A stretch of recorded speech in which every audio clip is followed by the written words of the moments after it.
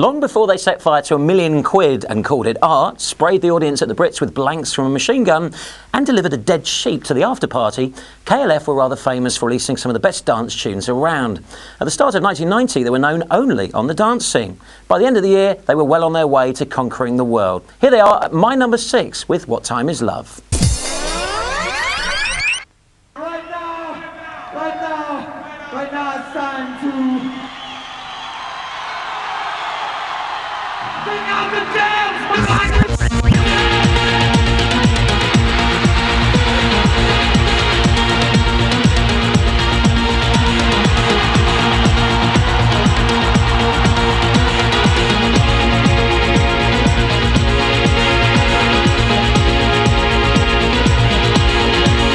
The lyrics will flow, yo, for the words I speak. Rap is weak, so I teach and I reach a positive vibe, a way of life is how I'm living. So get hyped to the rhythm. KLF is the crew you hear, yeah. Design a rhyme I just won't fear. Back to react, enough is enough. Let me ask you a question. What time is love? What time is love? What time is love? What time is love?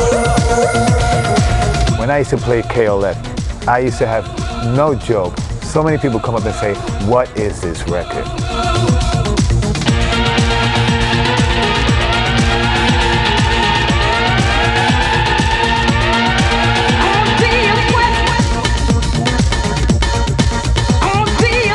KLF was the real big one for me, you know, because they were a really important part of what it was all about, and that record was a big track for me. What Time Is Love.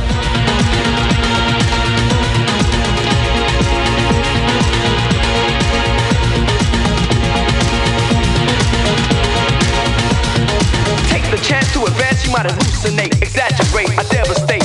We had to pass the pyramid blaster, the jams are here, it's what you've been after. I make you shake to, break you, take to, right in the path for what they call the moo-moo. KLF, boy, we come rough, bring the break. What time is love? KLF, What Time Is Love just reminds me of purple arms, window panes, and the whole sort of acid element and the flooding thing and that. It was that time, do you know what I mean, when there was something new happening, not just within the music and not just within the scene, but mentally as well, with all the youth that was around and going out at that time and that, you know what I mean. Our minds were being expanded, definitely.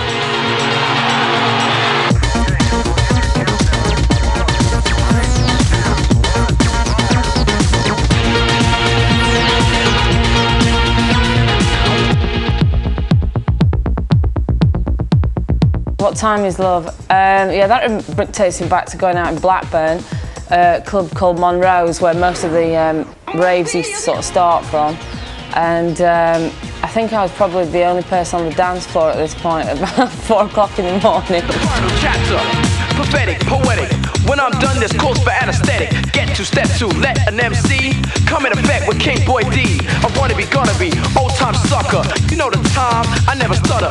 A dream, and yet see bright, yeah, past the mic. What time is love? What time is love?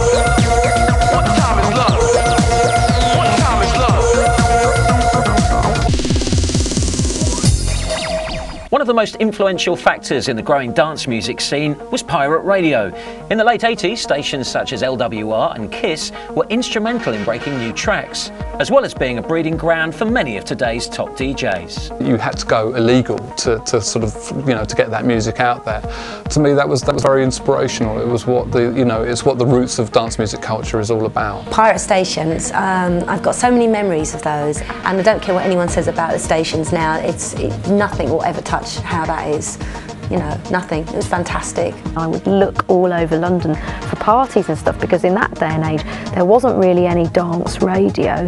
It was a sort of music which wasn't popular with what was considered to be the mainstream, and that there was a sort of cartel against people playing that kind of music. I remember being depressed when the Pirates weren't on, just thinking, oh, I can't get my daily fix, you know.